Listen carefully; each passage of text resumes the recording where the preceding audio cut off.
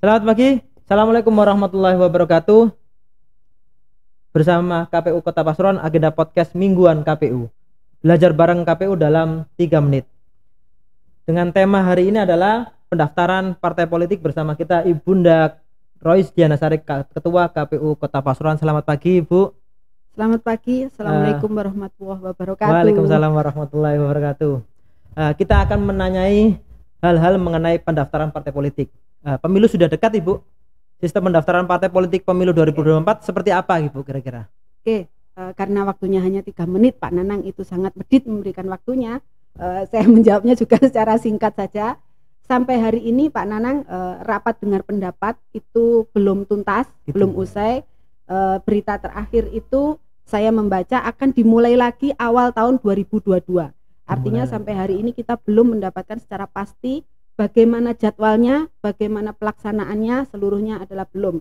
Namun satu yang pasti Pak Nanang, Undang-Undang Nomor 7 Tahun 2017 itu tidak diubah. Tidak diubah. Berarti dengan adanya Undang-Undang Nomor 7 Tahun 2017 yang tidak diubah, pelaksanaan pemilu itu akan sama, minimal acuannya adalah tahun 2019.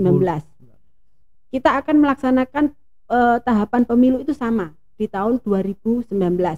Ada pada 5 posisi, ya, gitu. Kemudian PKPU nomor 11 tahun 2017 yang khusus tentang pendaftaran verifikasi partai politik juga belum dicabut. Artinya sampai hari ini kita masih mengacu pada 2 aturan itu, undang-undang dan PKPU itu. Nah, pertanyaan Pak Nanang bagaimana pendaftarannya? Itu masih sama persis dengan pelaksanaan tahun 2019. Seluruh parpol wajib mendaftar dulu di KPU dengan sekian syarat yang ada di undang-undang dan PKPU. Kalau tidak salah sampai H atau C gitu. Nah, itu kemudian dilaksanakan pendaftarannya sesuai syaratnya kepada KPU Kota Pasuruan. Itu Pak Nanang kalau bertanya tentang sistem pendaftaran partai politik. Lalu bagaimana mengenai tanggapan Ibu mengenai putusan MK nomor 55 tahun 2020, Ibu? Ya, ini yang menjadi berita terbaru tentang pelaksanaan pemilu serentak tahun 2024. Saya tadi sudah menyampaikan bahwa Undang-Undang Nomor 7 tidak diubah, PKPU Nomor 11 tahun 2017 juga belum dicabut.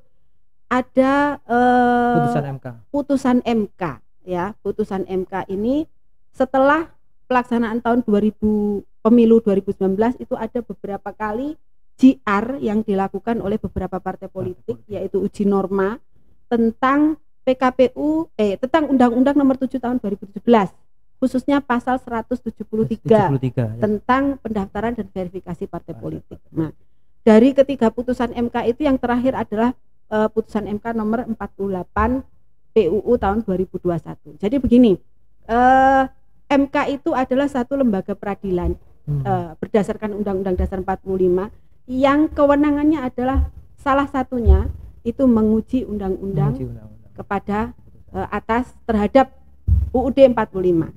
Nah, ketika undang-undang itu sudah diuji dan diputuskan, maka KPU Kota Pasuruan dalam hal ini mau tidak mau, suka tidak suka harus melaksanakan putusan MK itu. Walaupun secara ideal seharusnya ketika ada uji materi tentang undang-undang kemudian ada perubahan harus ada Perpu.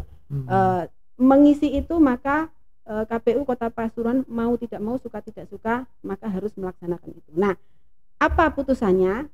Yang terakhir itu menolak keseluruhan pemohon, maka kembali lagi ke putusan 55 PUU tahun 2020 bahwa yang melaksanakan verifikasi pada masa pendaftaran partai politik itu ada 3 item, Pak Nanang. Nah, ini mungkin yang perlu difahami untuk seluruh masyarakat Kota Pasuruan, khususnya partai politik yang akan mendaftar. Jadi nanti ketika sudah mendaftar, kemudian ada pada tahap verifikasi, ada 3 item yang diverifikasi. Yang pertama, yang satu itu adalah partai politik yang lolos PT dan punya kursi di DPR RI. Ada 9 parpol, ya. Kita semuanya sudah tahu apa itu 9 parpol. Itu nanti yang kedua kemudian ada partai politik yang tidak lulus parliamentary threshold 4% itu tapi punya kursi di DPRD provinsi dan DPRD kabupaten kota. Yang ketiga adalah partai politik baru yang belum mengikuti pemilu 2019. Nah, ini ada 2 aturan. Yang A tadi yang lolos Partai PT politik dan punya lolos kursi PT. itu hanya diverifikasi Administrasi. saja, nggih.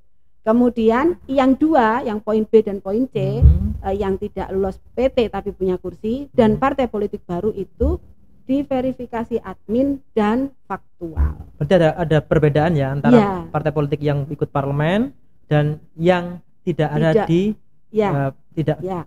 melengkapi PT ataupun tidak tidak menduduki Ya. di parlemen RI gitu ya. Perbedaannya ada di verifikasi faktual. Faktual. Ya, fakta di lapangan. Kalau baru partai baru faktual sama Admin dan administrasi.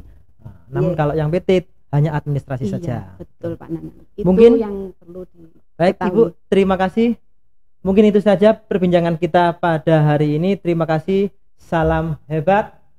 KPU berkualitas.